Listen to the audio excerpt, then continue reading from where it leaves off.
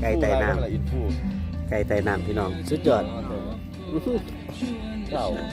แบบลูกทุ่งเห็นป่ะสุดยอดเลยทีเดียววันเกิดลูกหลานน้ำมือนี่บรรยากาศดีทงไฮทงหน้าพี่น้องเย็นสบายเลยทีเดียวอากาศเย็นแห้งครับมือนี่สินอนหน้าเนี่ยละแน่บางอีเกิงเดือนดาวเต็มฝ่าเลยทีเดียวพี่น้องจวดไก่นี่เนาะ ย่าง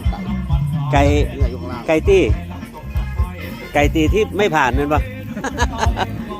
นี่เนื้อ เนื้ออันนี้ไก่โอกพี่น้องมากเตรียมแล้วครับ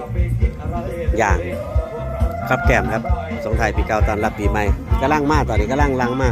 รถมาแล้วคุณรถมาแล้วแบบที่พี่น้องเริ่มลังไหลเข้ามาครับอยู่ตรงหน้าบรรยากาศดีๆลูกหลานก็มาแล้วสองสาวอันนั้นมาทางนี้หน่อยสิเร็วก้อย